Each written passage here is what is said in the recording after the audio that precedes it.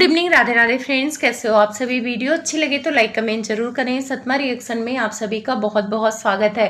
तो जगत भैया ऑडियंस के साथ गेम खेल रहे हैं कि जगत भाभी उन पर डाउट करती हैं, उन पर भरोसा नहीं करती हैं, ताकि वो एक अच्छी खासी स्क्रिप्ट रच सके जो 1 साल पहले वो रचते थे और ऑडियंस को गुमराह करते थे। उसके बारे में पूरा डिटेल से मैं आपसे बात करूंगी और साथ में छोटे नवाब को ऑडियंस लताड़ रही है कि कब तक बेटी के पूजा और बेटी के नामकरण की पार्टी का कंटेंट बनाओगे। तुम कुछ नहीं कर सकते हो, सिर्फ कंटेंट बना सकते हो। अभी दोनों भाइयों के पास हो गई है कंटेंट की कमी।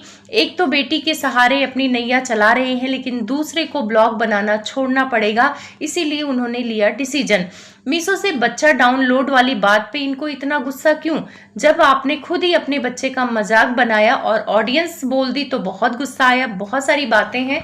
अगर आप चैनल पे नए हैं तो प्लीज सब्सक्राइब कर लें। वीडियो अच्छी लगे तो लाइक कमेंट जरूर करें। तो सबसे पहले बात कर लेते हैं मीशो वाली बात पर। तो ये लाइव आए थे, दोनों मियाँ बीवी आए तो थे साड़ी बेचने, लेकिन किसी ने कमेंट किया कि दीदी आपके मीशो से बच्चा डाउनलोड वाली बात का बहुत चर्चा है। तो वहां पे जगत भाभी अनजान बनने की कोशिश कर रहे हैं कि नहीं मुझे तो कुछ भी नहीं पता, कैसा मीशो कैसा बच्चा।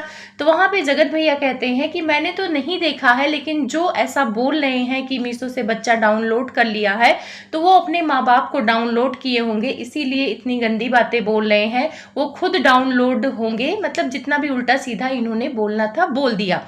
अगर आप लोगों ने नोटिस किया होगा तो भाभी जी कितना सुपर एक्टिंग करती हैं। लाइव में ऐसे दिखा रही थी कि इन्हें कुछ पता ही नहीं कि मीशो से बच्चा वाली बात कहां से आई। मैडम आपको याद दिलाऊं, आपकी सास बहुत सारा बादाम दे के गई हैं तो खाया करिए। एक दिन पहले आपने ही इस मुद्दे को मजाक बनाया था। चलो ऑडियंस कमेंट में करती थी, हम लोग भी इस बात से गुस्सा करते थे कि किसी को ऐसे मत बोलो कि बच्चा मीशो से डाउनलोड कर लो, फ्लिपकार्ट से डाउनलोड कर लो, क्योंकि भाभी हरदम पीपी लिंक करती थी तो लोग इनका मजाक बनाते थे। और मजाक बनाने का कारण यही था कि ये खेत में रोई थी कि जगत दीदी बच्चा नहीं होने दे रही थी, और जब वो चली गई इनकी लाइफ में तो लोग यही मुद्दा उठाने लगे कि भाई अब वो नहीं है, बच्चा ले आओ, कहीं से भी ले आओ लेकिन बच्चा ले आओ। तो ये मजाक आपने खुद बनवाया। चलो ये टॉपिक खत्म हो गया था जब से इन्होंने बताया कि ये अपना दवा करा रहे हैं, तब से कोई भी ऑडियंस इनको गलत कमेंट नहीं कर रहा है।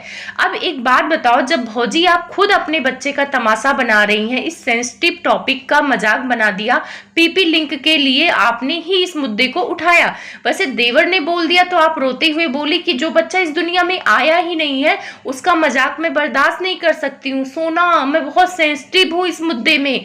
तो फिर उस सेंसिटिव क्यों नहीं हुई जब आप उस बच्चे को गोद में ले? सॉरी, वो बच्चा नहीं, सिलिकॉन का गुड्डा था और मैडम को सिलिकॉन का गुड्डा बेचना था, पीपी लिंक करना था, तो इसीलिए इन्होंने ये मुद्दा बनाया कि बधाई हो सोना, बेटा हुआ है। अब इनको बुरा नहीं लग रहा। अब अपने अजन्मे बच्चे का ये मजाक बना रही हैं, जो बच्चा इस दुनिया में आया ही नहीं है उसके होने की बात कर रही हैं, गुड्डे को लेकर, गुड्डे में ये बच्चा देख रही हैं, तब इनका मजाक नहीं बन रहा है। तब इनको मतलब कोई सेंसिटिव टॉपिक नहीं लग रहा है। मतलब यही कोई अभी दूसरा बोल देता तो ये लड़ने आ जाती और 10 वीडियो छापती। और देवर के टाइम पे आप लोगों ने देखा था 10 वीडियो छापा था कि मुझे बहुत बुरा लगता है जब कोई बच्चे के लेकर बोलता है, जो बच्चा इस दुनिया में है ही नहीं उसके बारे में मैं बिल्कुल नहीं बर्दाश्त कर सकती। अब मैडम कैसे बर्दाश्त कर रही, क्योंकि इस सिलिकॉन गुड्डे से आपको पैसा मिलने वाला है। अब इन्होंने कैप्शन डाला कि बेबी बॉय हुआ है। वैसे लड़की तो इनको चाहिए नहीं, इन दोनों मियाँ बीवी को भी नहीं चाहिए और इनकी सास को भी नहीं चाहिए। वैसे इनकी सास इनको जड़ी बूटी खिला देंगी तो लड़का तो इनको होना कंफर्म है। अब ये वो सिलिकॉन गुड्डे को हाथ में लेती हैं और बोलती हैं कि अभी अभी डिलीवरी हुई है। अब लोगों ने वो डिलीवरी नहीं समझा कि जो मतलब डिलीवरी बॉय देके गया है, बच्चा मीशो से आया है, मतलब बच्चा नहीं सिलिकॉन का गुड्डा। ये जाके फिर तुरंत बोलती है कि सोना बधाई हो, लड़का हुआ है। तो भाई लड़का दूसरी वाली डिलीवरी से होता है, वो डिलीवरी बॉय वाले डिलीवरी से नहीं होता है। तो लोगों ने गलत समझ लिया, फिर लोगों ने मजाक में बोलना शुरू कर दिया। तो उसमें ऑडियंस की क्या गलती? अब लोग तो मजाक बनाएंगे ना। जब आप अब लोग कंटेंट के चक्कर में अपने खुद का मजाक बनाते हो, बच्चे होने के टॉपिक का मजाक बनाते हो, तो फिर आप लोग महान हो। अब आप इससे समझ सकते हो कि इनके लिए पैसा इंपॉर्टेंट है या टॉपिक इंपॉर्टेंट है। अब आपको समझ में आ गया होगा कि जगत भाभी कितनी सेंसिटिव है अपने बच्चे को लेकर। तो जगत भैया बाप तक गए तो इनकी तो आदत है कि जब ये पॉइंट टू पॉइंट बात नहीं कर पाते हैं तो किसी को कुत्ता बोलेंगे, किसी के बाप पे जाएंगे, यही सारी चीजें करते हैं। पर ऑडियंस को फर्क नहीं पड़ता, क्योंकि ऑडियंस इन्हीं के मुद्दे को कमेंट में लिख रही थी। उसके बाद आ जाते हैं शक करने वाली बात। तो आप लोग एक चीज नोटिस करना, शुरुआती दौर में जब इनका कंटेंट खत्म होता था तो जगत भैया ऐसी कोई रील डाल देते थे, रोमांटिक रील, गाने बजाने वाला, तो लोग कहते थे कि ये अभी जगत भाभी को धोखा दे रहे हैं, ये अभी भी किसी और को प्यार में पड़े हुए हैं, किसी को याद कर रहे हैं।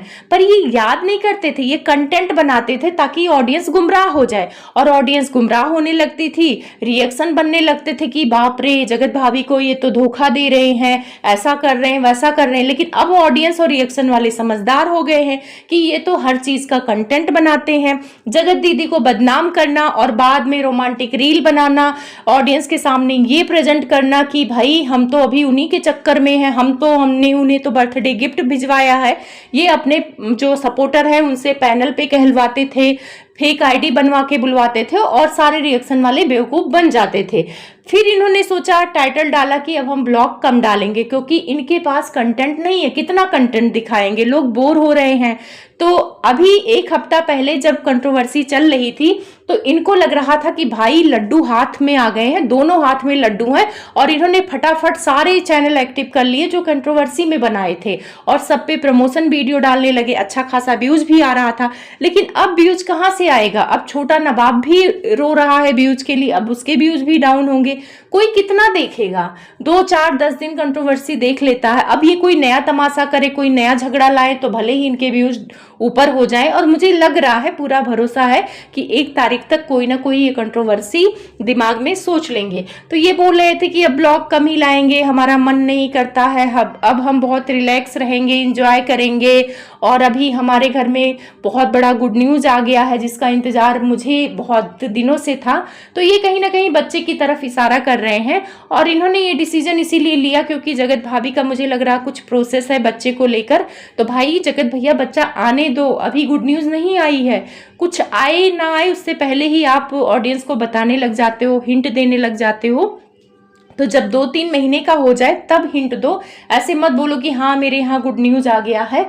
तो ये सारी चीजें चल रही हैं। तो जगत भैया एक तगड़े मुद्दे को खोजना चाहते हैं कि जहां पे मैं पलंग पे बैठूं और मेरी वीडियो वायरल हो, क्योंकि जगत भाभी को तो अभी आराम देना है इनको। तो इसीलिए इन्होंने एक स्टोरी बनाई कि ये जो जगत भाभी हैं ये मेरे पे डाउट करती हैं। ये रात में जब सोती हैं तो एक आंख बंद करके देखती हैं कि मैं टीवी देख रहा हूँ, मैं मोबाइल चला रहा हूँ, मैं कहीं उठ के जाता हूँ तो मेरे पीछे पीछे उठ जाती है, सुबह जल्दी उठ जाऊं तब भी उठ जाती है। तो ये सारी स्टोरी ऑडियंस को सुनाने का मेन मकसद ये नहीं था कि ये बताना चाह रहे थे कि जगत भाभी इन पे डाउट करती हैं। ना ना ना, ये मियाँ बीवी दोनों मिले हुए हैं, सिर्फ अपनी ऑडियंस को रोटी डाला है ताकि वो ऐसा बोलेंगे कि उनकी बीवी उन पे डाउट कर रही है, तो ऑडियंस सोचेगी कि जगत भैया फिर से कोई कांड कर रहे हैं, फिर से किसी के टच में है, और फिर से अपने आप एक कंट्रोवर्सी खड़ी हो जाएगी जैसा कि ये करते आए हैं। और इनकी बीवी को सब पता होता है, इनकी बीवी कोई डाउट नहीं करती हैं। वो एक बार सोती हैं तो सुबह ही उठता, वो कई बार ब्लॉग में बोल चुकी हैं कि वो एक बार सो गई ना तो उनकी नींद सुबह ही खुलती है, वो भी जब कोई जगाए तभी खुलती है। लेकिन जगत भैया कह रहे हैं कि वो पूरी रात जाग के इनकी रखवाली करती हैं। तो ये चीजें इसलिए बताई जा रही है ताकि ये चीजें आप किसी और से कनेक्ट करो और फिर उसको जाके गाली दो, फिर ये पलंग पे बैठ के आके 4-5 वीडियो बनाया करेंगे। इनको प्रमोशन वीडियो मिला हुआ है, जितनी भी वीडियो डालेंगे चैनल पे उतने में डायनासोर का पास्ता और डायनासोर का तेल दिखाएंगे, तो इनका फायदा होगा। अभी वो फायदा नहीं हो पा रहा है क्योंकि ये ब्लॉग नहीं बना पा रहे हैं। भाई कंटेंट भी होना चाहिए, कितना बोरिंग कोई प्लॉट देख लेगा, इनका किचन देख लेगा, इनकी पत्नी पुलाव बना रही है, कितना कोई देखेगा, बोर तो होगा ना।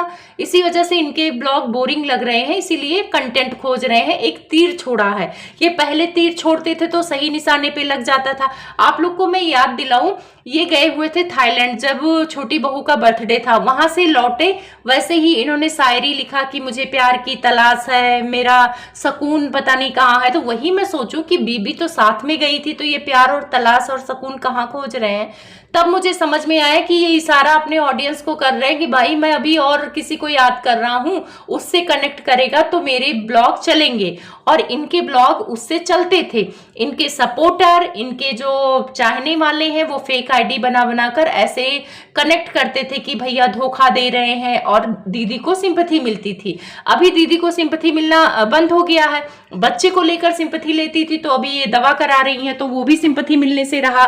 तो ये भैया के पास ये लास्ट ऑप्शन बचा है। उन्होंने गेम खेला है कि चलो ऑडियंस का मन देखते हैं कि अगर मैं बोलूं कि वो मेरे पे डाउट करती है तो लोग इस चीज को कहां से कनेक्ट करते हैं और क्या मुझे मुद्दा मिल सकता है कुछ पुरानी कंट्रोवर्सी को वापस लाने में। तो इसीलिए भैया ने गेम खेला है। तो बाकी आप लोग इनको इतना सीरियस मत लो, इनकी बीबी इनसे खुश है और ये अपनी बीबी से खुश है। इतना लबी डबी दिखाते रहते हैं, आप लोग तो देख ही रहे हो, मेरी प्यारी दुल्हनिया, मेरी प्यारी ये कुचू पुचू, तो इतना कुछ हो रहा है तो आप टेंशन लेने की जरूरत नहीं है।